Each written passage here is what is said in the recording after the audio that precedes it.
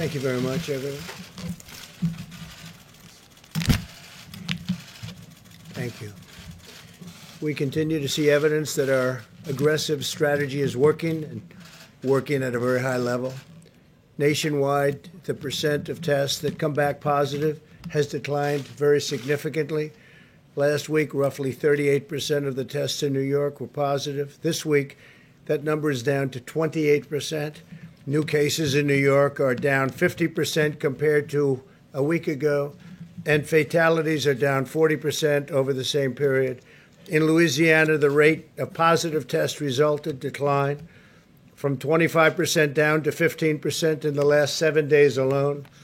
18 states now show a decline in a number of positive tests in the last 7 days. So over the last 7 days, been very, very significant progress. Half of all Americans live in states that have now taken steps to open their economies. Just yesterday, Governors Gavin Newsom, California, Tim Walz of Minnesota, and Bill Lee of Tennessee announced additional plans to restart certain sectors. We ask every American to maintain vigilance and hygiene, social distancing, and voluntary use of face coverings. We're opening our country. It's very exciting to see. We have a lot of talent involved, from governors down to people that just stand there and help you with the doors.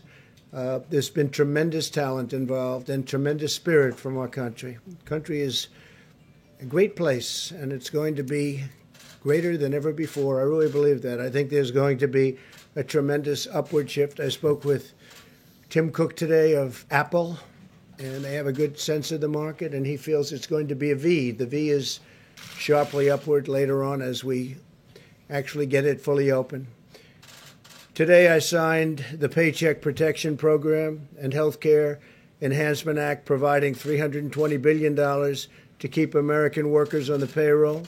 $30 billion of the Paycheck Protection Funds will be reserved for small financial institutions, including those that serve minority and distressed communities, extending vital relief to thousands of African American and Hispanic American small business owners and their employees. The bill also delivers $75 billion for hospitals, so badly needed for hospitals. They've taken a very big hit. And medical providers in areas less affected by the virus. Hospitals and doctors should work with their state and local health officials on ways to safely resume elective medical treatments and care. Under the CARES Act, we're sending direct payments to millions of American workers. More than 80 million Americans have already received their payment, $3,400 for a typical family of four. $3,400. That's great. And you deserve it. The CARES Act requires that the federal government send out a notice of what benefits Americans are receiving. To fulfill the requirement, the Treasury Department is mailing a letter to me. It will include the amount, their economic impact payment, how it will arrive, direct deposit, check, or prepaid debit card, as well as a message to the nation letting each American know that we are getting through this challenge together as one American family. And that's what's been happening. The whole world is watching us. You have 184 countries out there that have been hit, and now it's probably higher than that. But they're all watching us. They're all watching, and they're calling, and they respect what we're doing so much. I spoke with the leaders of numerous countries today. They're asking if we can send them ventilators, and I'm agreeing to do it. We have tremendous capacity, now overcapacity of ventilators. We're filling up stockpiles for our states and for ourselves. Federal government has over 10,000 ventilators, and we could have a lot more if we wanted to do that, but we're helping Mexico, Honduras, Indonesia, France. We're sending to France. We're sending to Spain. We're sending to Italy, and we'll probably be sending to Germany should they need them. Over the last 3 years, we built the strongest economy and the most successful country the world has ever seen. Greatest economy the world has ever seen. Nobody's ever done anything like what we were able to do.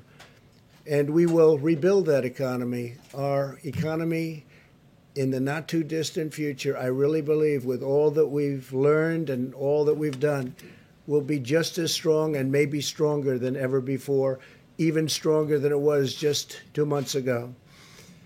Some interesting note is that the FDA approved the first at-home COVID-19 test kit. Just got approved, and Dr. Stephen, where is Stephen? Stephen Hahn, is going to say a couple of words about that and some other things. I want to thank Stephen. The FDA has been incredible. They've been approving not only this, but they've been approving many things at a pace that's never happened before. And they're being very safe about it, as Stephen told me. He's told me very strongly. But at the same time, they're approving things at record numbers at a record rate, and it's really been helpful. Many tests are going on, many vaccine tests, and tests of every different kind. And things are happening, just like this event, things are happening very rapidly, and I'd like to have Stephen tell you a little bit about it. Thank you very much, Steve.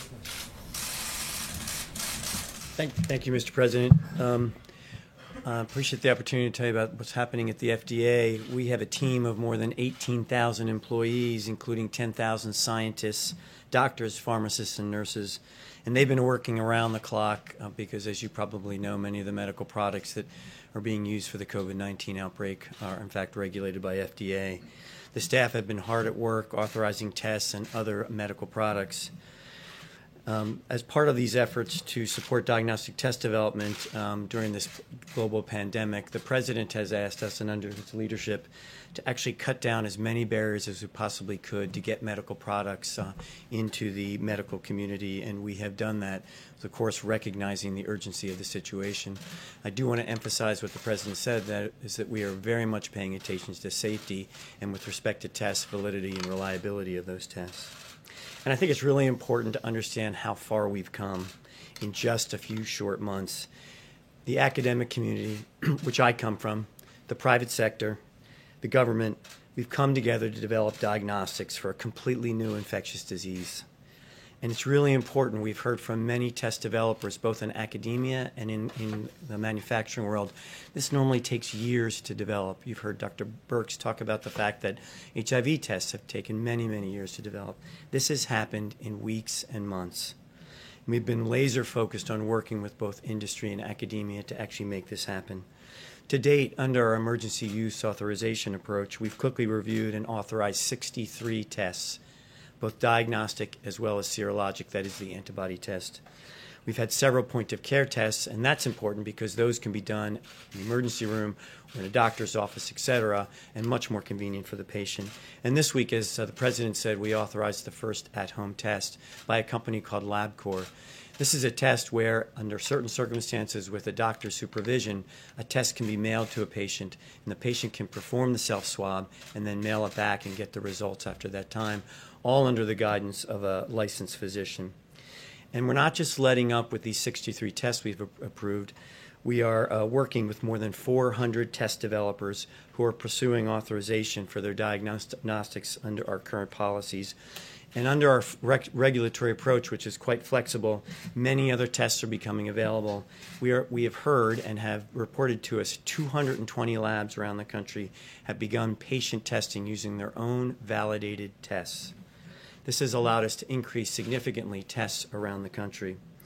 I updated you earlier this week on serologic tests, these antibody tests that are used to detect natural immunity, and the FDA's approach to help make these tests available.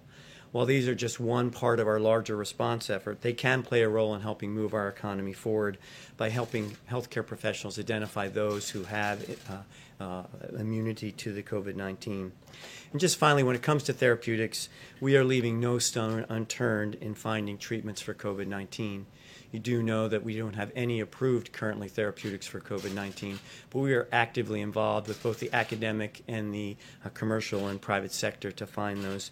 72 trials of therapeutics are underway in the United States under FDA oversight, and 211 are in the planning stages. So we expect to see more. This includes convalescent plasma as well as antiviral therapies.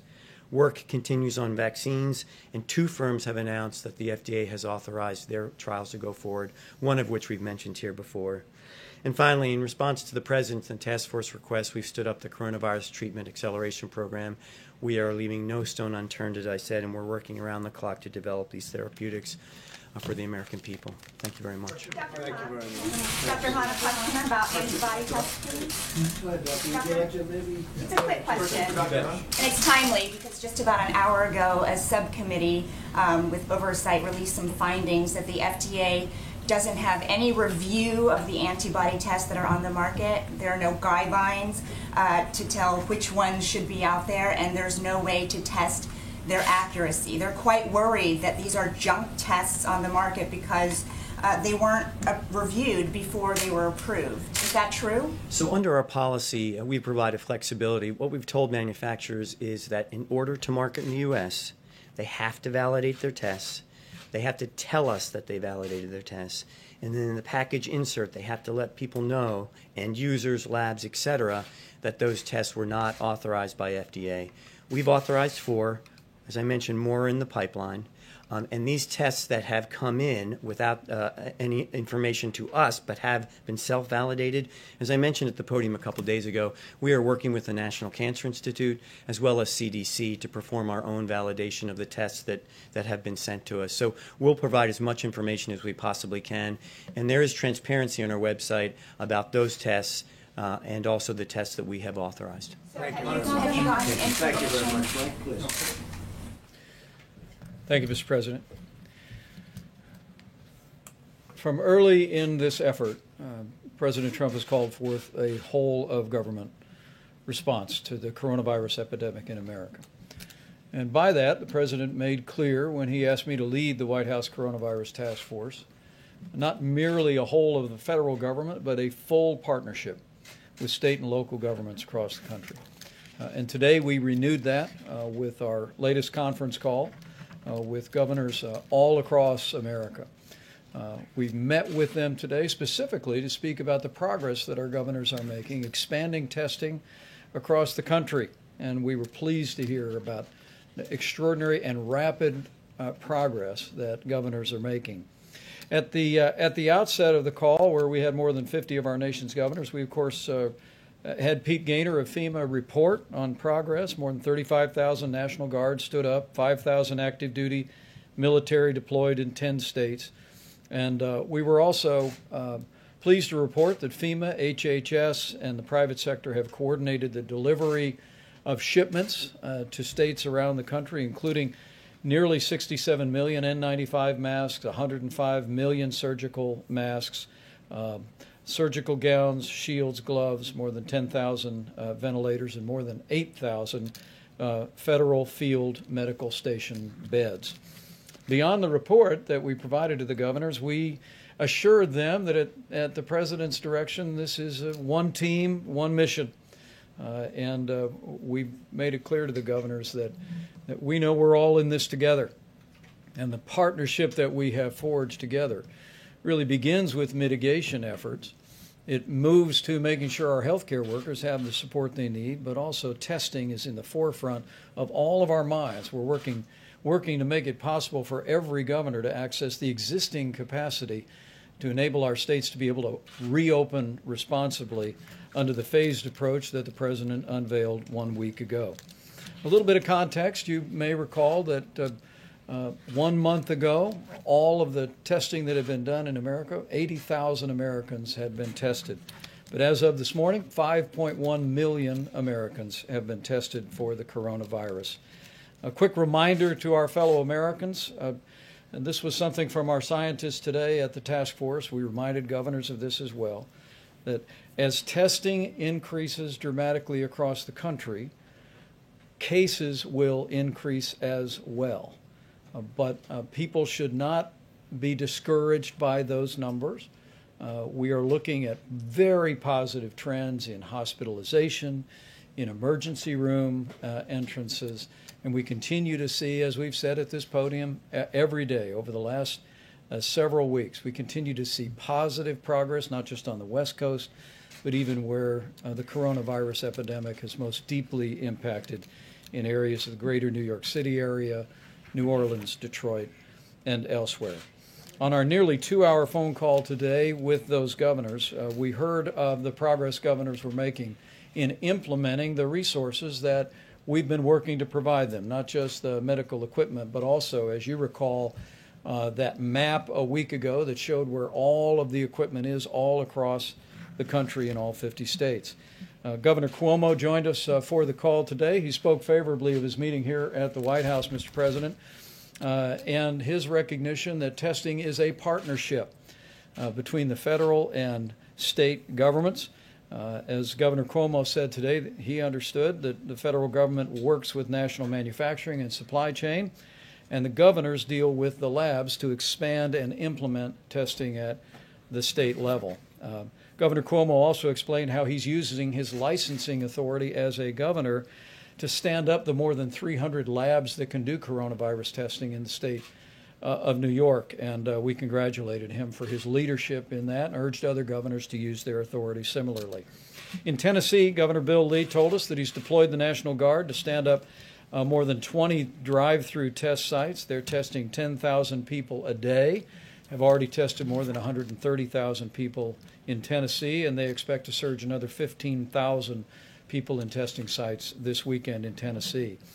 Massachusetts is an area we're continuing to watch very closely as cases have not yet stabilized, and Governor Charlie Baker, after he thanked us, Mr. President, for the Army Corps of Engineers deployment of 4 field hospitals, he described how they have rapidly expanded testing all across Massachusetts. We commended him for that. In the beginning of March, he said they had just 1 testing site in the state of Massachusetts, and now, thanks to Governor Charlie Baker's team, they have more than 30 testing sites. Minnesota Governor Tim Walz reflected on the call today about the partnership he's forged with the Mayo Clinic, the University of Minnesota, and State Health Department. They're actually collaborating to perform 20,000 molecular tests and 15,000 antibody tests per day. And I'm looking forward to traveling to the Mayo Clinic in Minnesota on Tuesday of next week to learn firsthand from the governor about their efforts across the state to expand testing. Iowa Governor Kim Reynolds gave us an update, Mr. President, on her progress. She's literally tripling testing capacity in her state through a partnership with the private sector, with the University of Iowa and Iowa State University. She also launched the testiowa.com website, which actually creates an access point for people to fill out a questionnaire about whether or not their symptoms or circumstances would justify a test. She said in the first 72 hours, 150,000 people went to the test site to receive an assessment, and Iowa is now testing 4,500 people a day in their state. In Indiana, I spoke also today with Governor Eric Holcomb. They've tested 72,000 Hoosiers to date. They're adding drive-through sites. They'll have 10 drive-through sites established by the state of Indiana before the end of the weekend. And as other governors have done, Governor Holcomb last week opened up half of their elective surgery sites and hospitals across the state, and they'll be opening up the balance of their elective surgery sites next week. In Maryland, another area that we're watching very closely, Governor Larry Hogan expressed appreciation for federal support as he's continuing to scale testing. He had been in touch with the National Institute of Health, which is opening up its laboratories for Maryland to do testing, and we were also able to confirm to him that Walter Reed Hospital's laboratory capacity is available to Maryland. And in Utah, Mr. President, Governor Gary Herbert told us that he actually diverted 1,200 state employees to do contact tracing in their state. In the last 36 hours, 23,000 residents have also signed up for what they're calling their Healthy Together app. And they have 50 different testing locations across Utah and have tested 82,000 people in the state already. Other state examples, Mr. President, were just as inspiring. Governor Phil Murphy of New Jersey has forged a partnership with Rutgers University, working closely with the FDA. They've authorized a saliva-based test that is being deployed just at that site that's expanding their ability to track what continues to be a very challenging environment in New Jersey. And Governor Mike Parsons of Missouri, Mr. President, also told us how they'd worked with Google Marketplace to create an online portal for more than 200 companies in Missouri who have repurposed their manufacturing lines to create medical supplies to meet their need within the state. And in Connecticut, Governor Ned Lamont spoke about positive trend lines in Connecticut, which has been really at the center of the outbreak in the greater New York area. But he also said they were hoping to double testing over the next week. Mr. President, that's just a sampling of what we heard today. And I know it's an encouragement to you, and I trust it's an encouragement to people all across the country, that at your direction we are implementing a testing strategy that is supported at the federal level, but it is deployed and managed at the state level. And we want to express our appreciation to every governor across the country that are standing up all of those labs that are available, that are working with us and our supply chain personnel to make sure that the reagents and the swabs and the equipment is there to be able to process the tests. And we're going to continue to increase testing dramatically in the weeks ahead.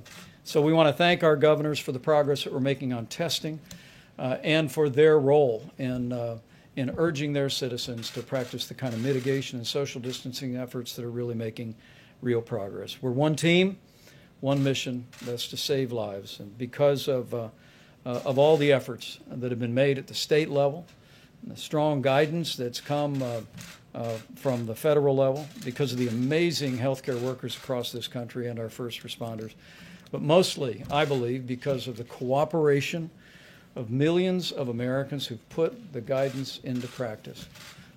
Their cooperation and their prayers have set us on a path where we are slowing the spread, we are protecting our most vulnerable. And I truly do believe the day will soon come when we will heal our land and we'll be able to reopen America and put this great nation back to work. Thank you, Mr. President. Thank you very much. Mr. President? Mr. President, now the time for sarcasm.